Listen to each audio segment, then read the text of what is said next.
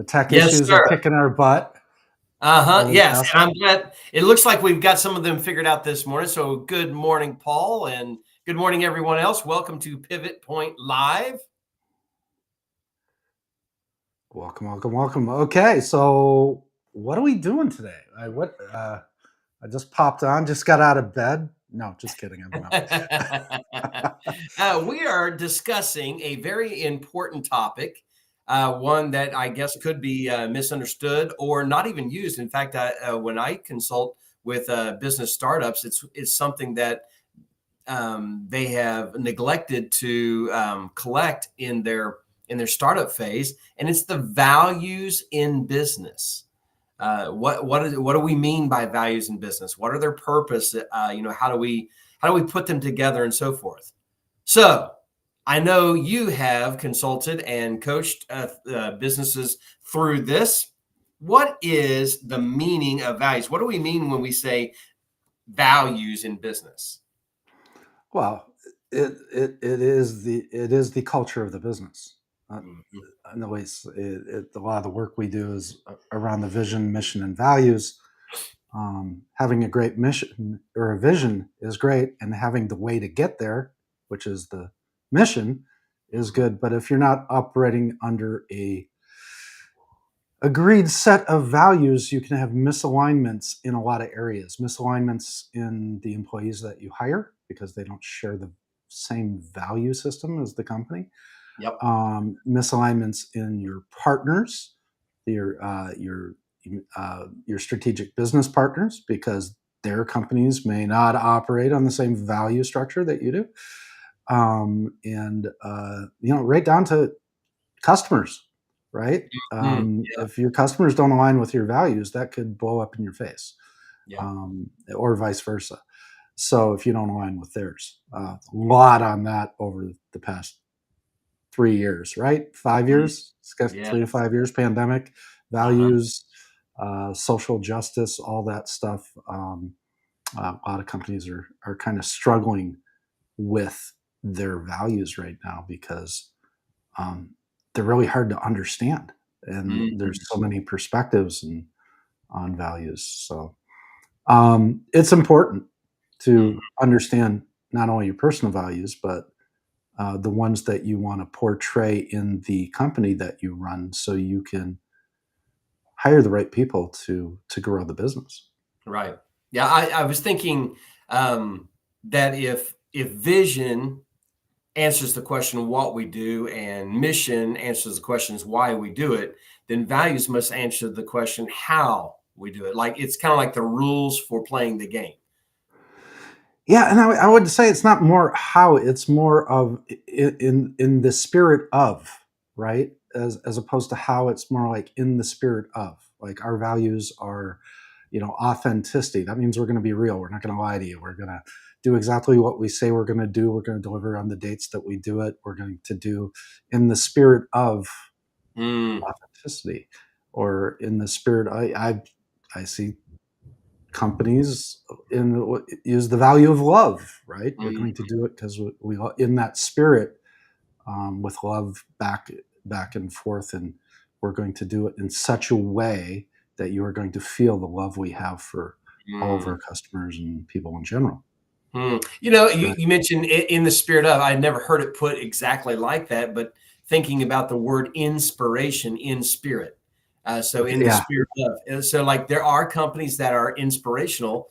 And would you agree that the values, when they're lived out, when they're expressed, and it develops that culture within that business, that it may very well be the values that distinguish them from other companies in their industry?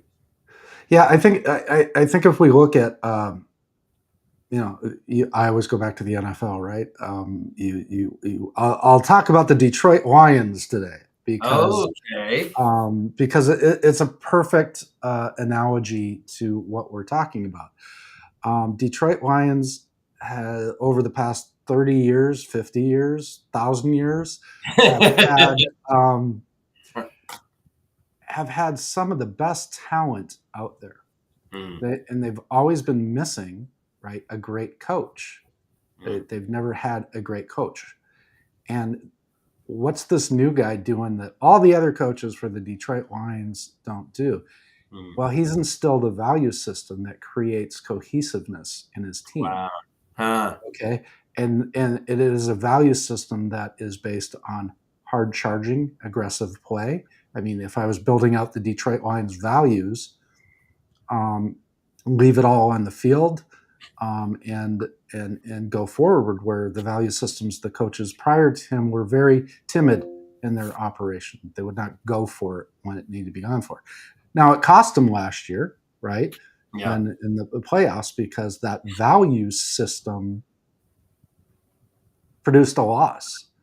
The call to go for it was probably 90% of the fanship a bad call. However, I respect the fact that they stuck to their values and they didn't change aggressive it. play.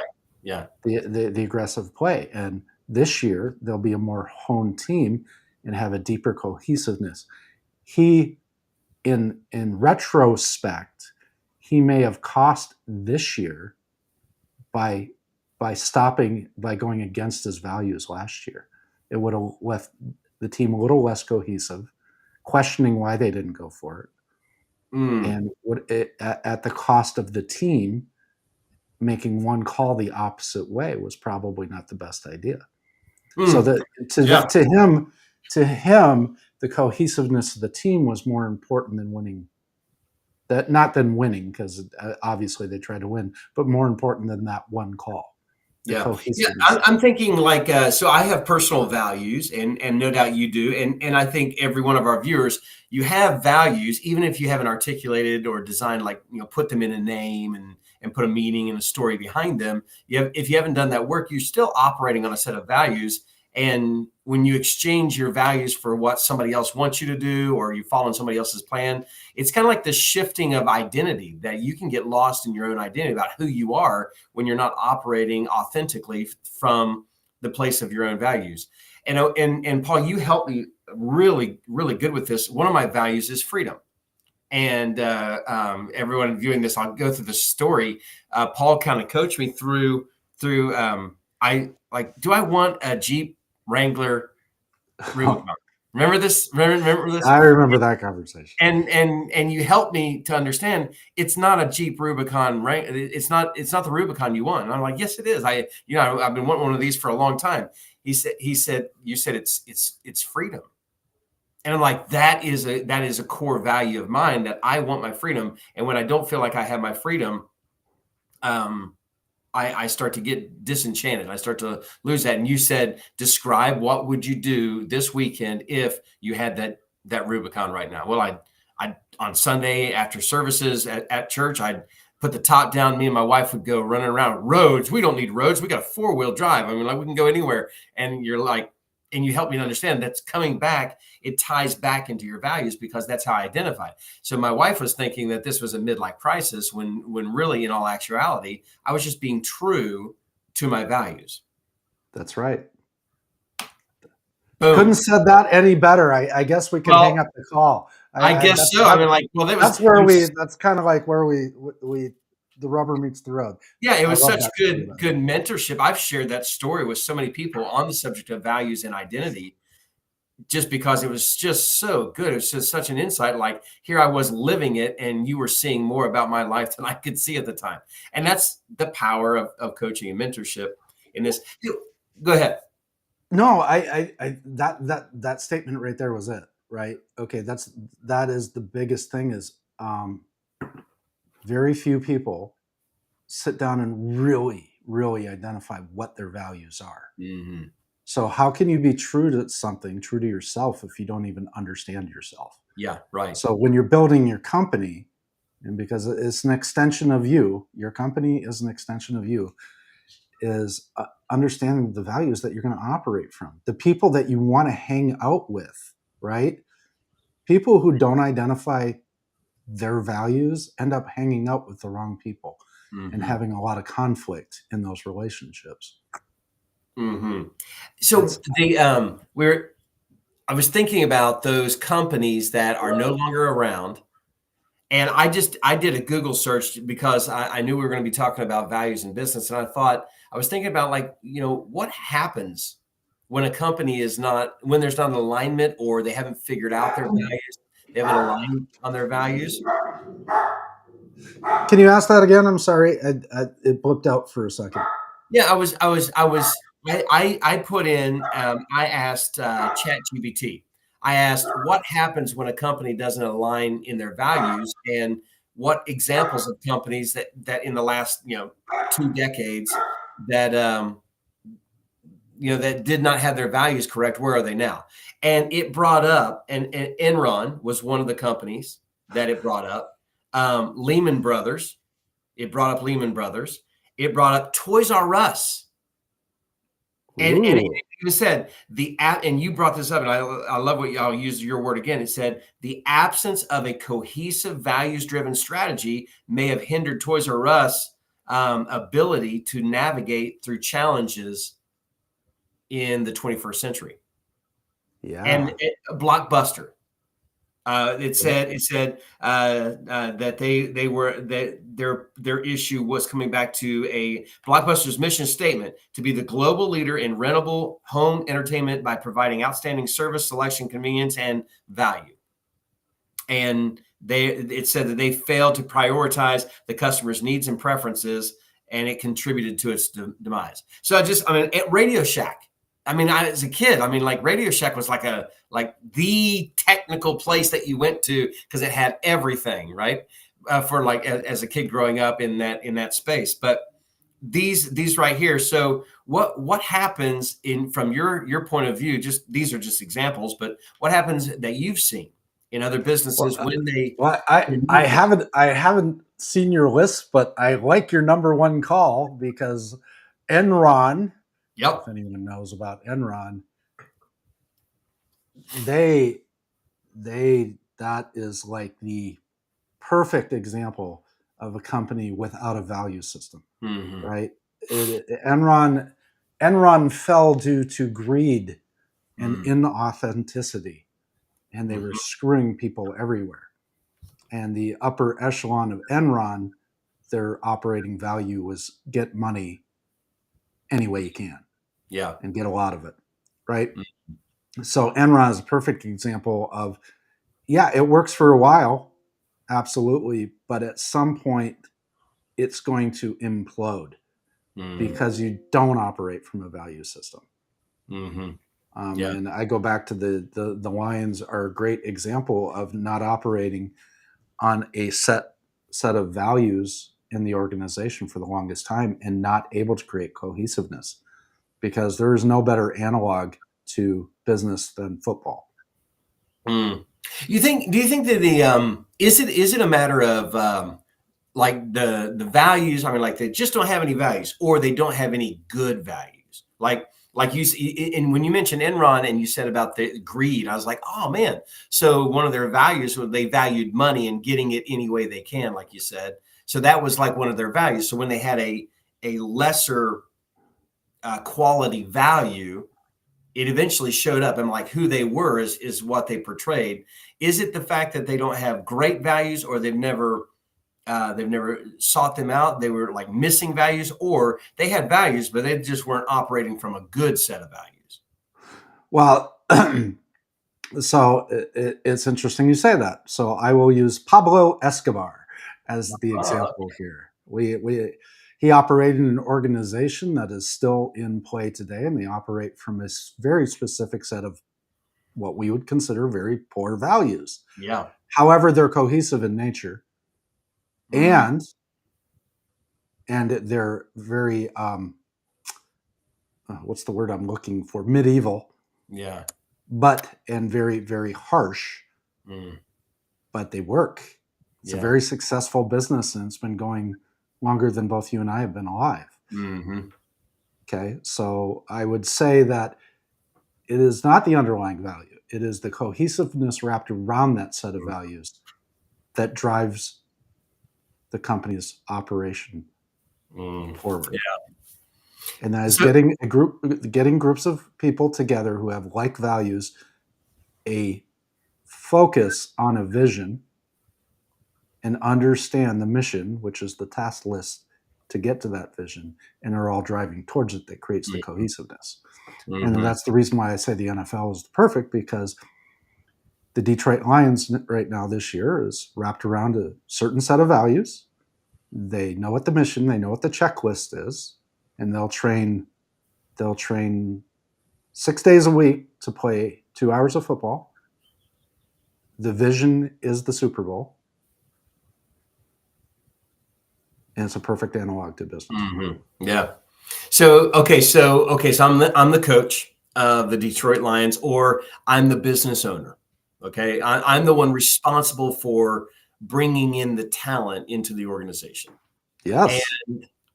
so like Stephen Covey has that, operating on the speed of trust, and he defines trust as the perfect blend of character and competency. And then at the end, like, all things being equal, if you can't have you can't really train for, you can train for character, but that's like usually mom and dad, grandma and grandpa, their family dynamic, the school, they've taught and instilled them in character. And so you hire for character and you train for competency is one of the things that you were left to believe at the end of that book. So my question is, when the business owner or those that are responsible for bringing in the talent, Yes. ensuring that they are aligned with the values, to where you don't bring the free agent independent contractor mentality into this cohesive team, or somebody that doesn't operate from those same set of values. What are some strategies that you've seen that help an organization prevent bringing in the wrong team player? Yeah. So, like, the human brain can only see what it's looking for. A Mm, lot of people don't know that, right? You don't that's see everything in the room, yeah. right?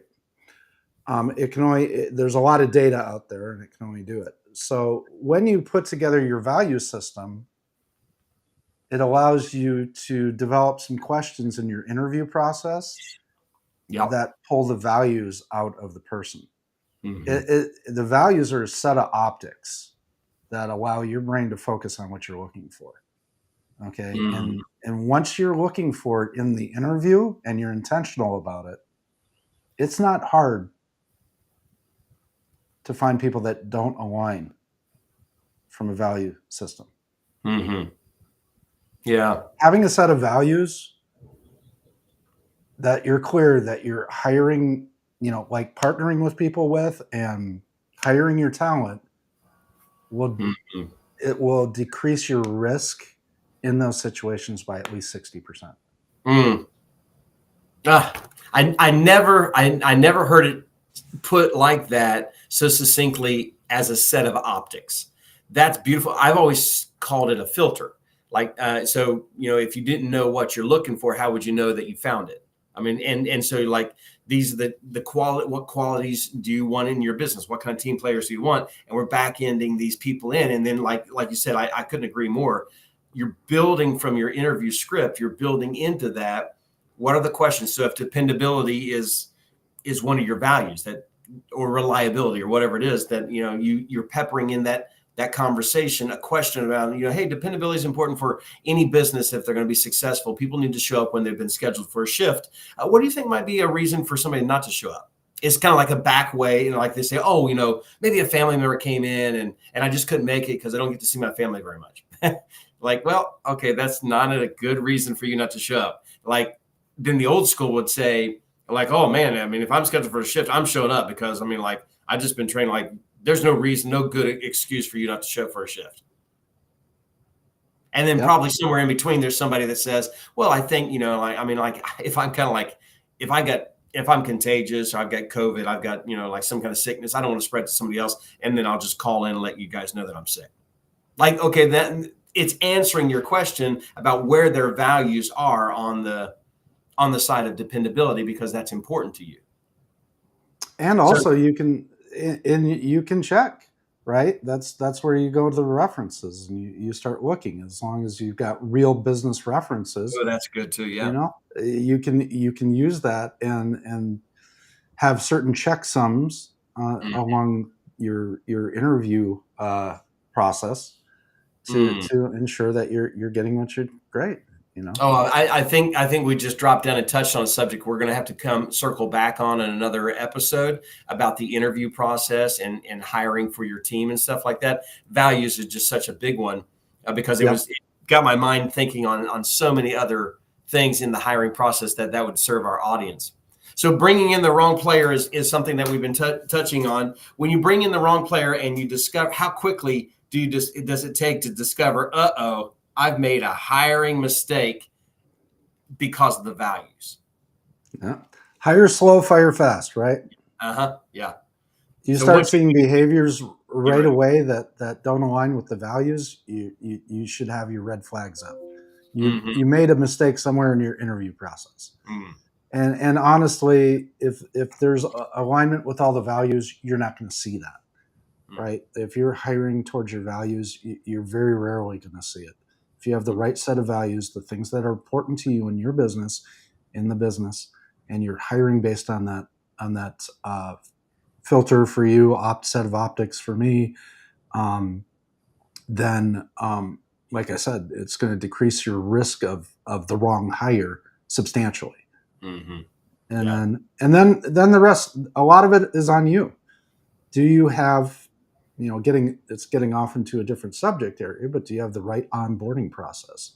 Mhm. Are you training properly to bring them in? Are you giving them the ability to be competent in the quickest, most efficient way possible? Mm. I'm glad you said that because like our minds are in sync here thinking about like, oh man, interviewing, onboarding. I mean, those are some great topics to bring in the right talent into your organization.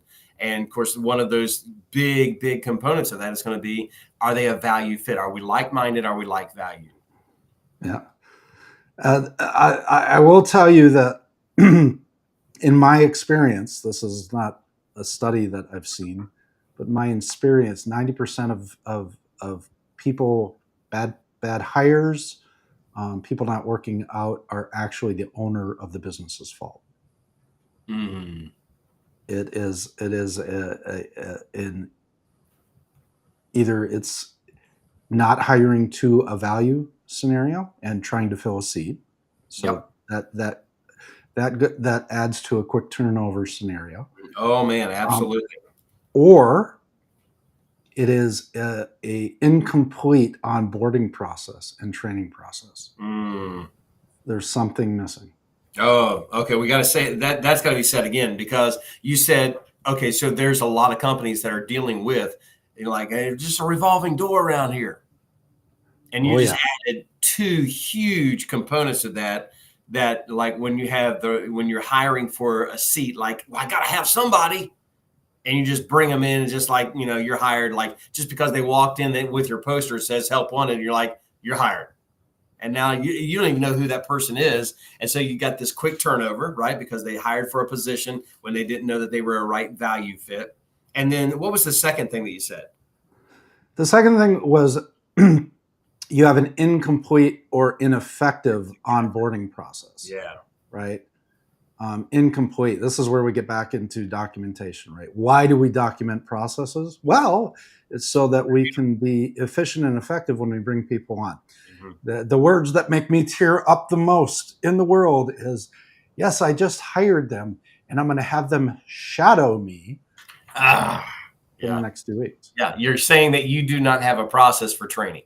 You have no process for training. You don't have any accompanying materials to take home and study and train and be effective, and you don't have an effective training process. So you are taking what could take 30 days and making it last 6 months. Yeah. Right. And And then by the way, by that time, you have to realize the other side of this. There are feelings involved here. mm-hmm. Okay.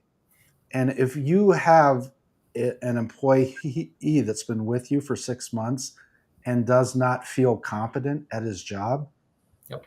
they will question why they are there. That's exactly right. Absolutely. I would not want to work in any organization that for 3 weeks in a row, what am I doing? I don't even know what I'm supposed to do. And then as I'm driving into work, I'm thinking, I always feel so awkward. I feel so weird. I'm not adding anything. I don't even, and of course we could go into this direct. We won't do it here, I guess. But like, when you don't know, why, like I know what I'm doing, but I don't know why. What are we trying to do here? What are we like? And of course, that goes back to the mission about, why we're involved here. And I know what I'm doing, but I just don't know why. I mean, like, what are we trying to get accomplished for the world? How is this improving everything? It's just me about coming in, getting a paycheck and moving on. Right. Exactly. Yeah. So the Paul, just real quick, what is some of the, is there a company that you look at in the world today that's like, they've got this figured out as far as the right values in business, and as a result, you see, they're successful, or they're growing, they've been around for a while, or whatever, or they are evolving. Have you seen that? Is there a company? Oh yeah, there's company. One of the gentlemen I like most wrapped around this. His name's Howard Schultz. Yeah, and he absolutely. was the CEO of Starbucks. Right. Yep.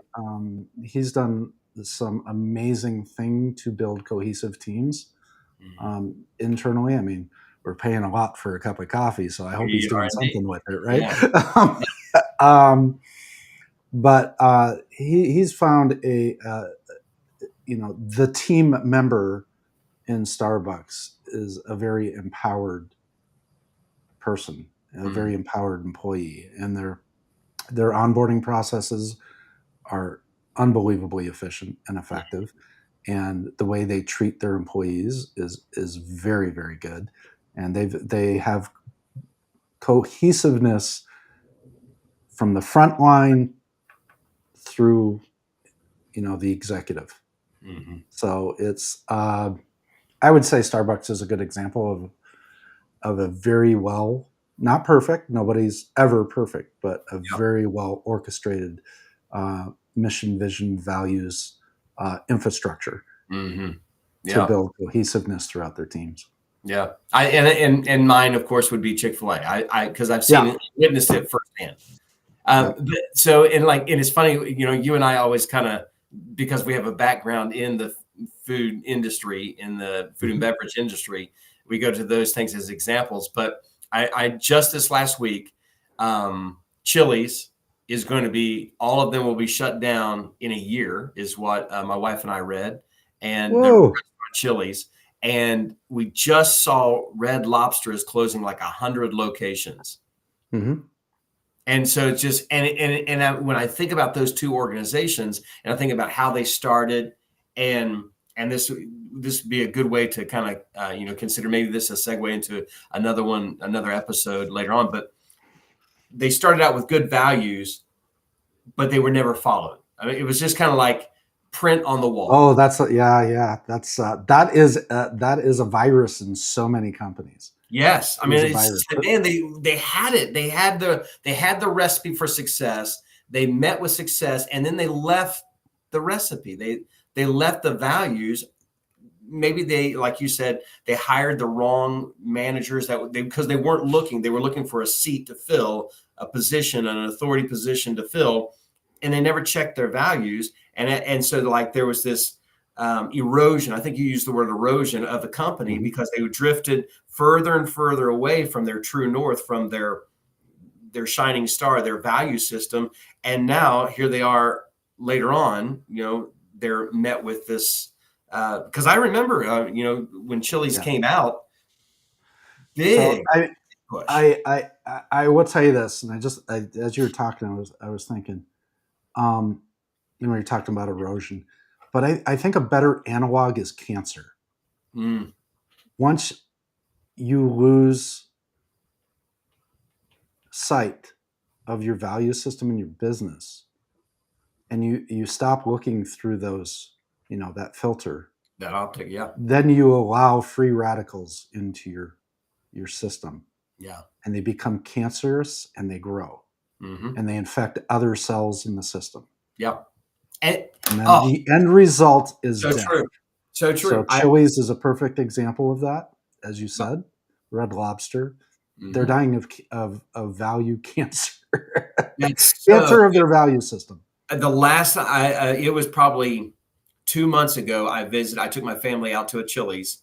It's right on the highway. It's convenient. I don't normally go there. If I go, it's to carry out. But we went there. We dined in, and Paul, I'm telling you, you mentioned the cancer. you allowed people that are not like-minded, not like-valued to come in. No joke. The girl that was taking our order, in the middle of our order, answered her phone. She's taking our order and she's got halfway around the table. I was taking another couple out, and it's just me and my wife and this other couple, and we're having the conversation. We're looking at her, and took the order for the one side of the table. She went to the other side of the table. She's like, "Oh, excuse me," and and she took the call My God. in front of us, and then like it was like her boyfriend or whatever. I mean, like, and you can hear she kind of stepped away and like that can't, I mean, like, if that is the quality of people, then you have totally divorced yourself from, I mean, like, you're covered in cancer. Yeah, you're on life support at that point, Yeah. right? You're And so just like so I wasn't surprised to read that they were going to be closing down in a year, if that is the way it looks on across the board. and once you make that announcement, that's it, right? Yeah. It's like the employees see that Yep. why Yep. do they Oh man. care? And Oh, you're so true. So I mean, that's I mean, I know for a fact because there's somebody I'm working with who does the interview, and like, oh, they used to work at Chili's, or they left Chili's. The writing was on the wall. We're going to be closing down. The announcement was given to the team. Some of you are going to be here for the whole haul. Some of you are going to have to let go, and so we're just going to give you that heads up. And so it's a sinking ship. And what happens? People jump. yep. And so, like, there's already two that I know of that have come to the same company from one restaurant to another simply because they knew that this one was going to be shutting down. Hmm. And Mm. hopefully those two are not infected, right? Yeah, yeah, yeah. So Hopefully, the person it's that's not the girl hired, that's eating it yeah, the with the person cell that's doing the hiring should be looking through the eyeglass of values phone. Otherwise, that you'll bring will that cancer into that your. bring that cancer into your business, right? It spreads. It's Mhm. it's it's metastasized, Yeah, and now it's jumping to other bodies. yeah. So I don't It's a think that we problem. could. You mentioned at the very start of this episode that they are so critical, or I think you used the word important. They're so important to a business. And we're kind of closing out this episode with the reason they're so important to this. It could cost you your business. Long term, yes, absolutely. And the thing is that, like cancer, it can operate in your business without you knowing it. Hmm. If you're misaligned on your values, your business may flourish Mm-hmm. for a Right. couple of years, And and run. then the cancer takes hold. It Yeah. takes over, right? It's just And like it it's, truly is cancer, right? oh It man. comes in, it sits quietly, it builds itself up, it infects other cells quietly, and then the system starts breaking down because it's so overwhelmed with counter intention. Man, if we were more dramatic, if we were looking to appeal to our audience through dramatic appeal, we could have titled this episode "The Autopsy of a Dead Business." Oh, we can do that. That's a good name. I know, you're like, okay, why did they die? And you're looking for the reasons and everything. There was cancer. It was cancer. Yep. Yeah. Good stuff. I love it. Great episode. Yeah, Boy, I think I come up with like 2 or 3 ideas for other episodes that we're going to have to serve our audience with. absolutely. Absolutely. So, what's your big takeaway? The big takeaway was a set of optics. I love that analogy. When you mentioned that, I was like, oh, that's a great way. I mean, it's kind of like, oh, I have an astigmatism in both eyes. And so, like, when I don't have my glasses on and I'm trying to read, all the letters play piggyback with each other. So it's like it's Mhm. all blurred together. So, but when I have the right values in my business, now I can see clearly. I know what I mean. Everything is connected. When you said Yeah. set of optics, I was like, man, that's a much better one than just a filter. A filter doesn't let some of the rubbish come in. Anything that passes through the filter is not pure. So I was thinking about a value system as being a filter. I like the set of optics. So that's a big takeaway for me. For you? I think after this conversation, it just reinstilled the massive importance of operating your business through a set of values. because we kind of went knee deep into why it's cancerous. Yeah. And I think that's a big takeaway. I've never used the term cancer for this before, but the more I think about it, the more it fits, because not being clear, not having that sub-optics allows you to bring carcinogens into your company. And you are now an unhealthy environment. You have an unhealthy environment. So I think my big takeaway is a brand new metaphor that I'm going to use more often as I'm talking with people about their businesses, and kind of a new appreciation for values in your business and understanding you and the business. Love it. Love it. Excellent stuff. Well, thank you, Paul. I look forward to meeting with you next week on Pivot Point Live. Next week, same time. We'll talk to you later. Sir. All right. Have a great week, everyone.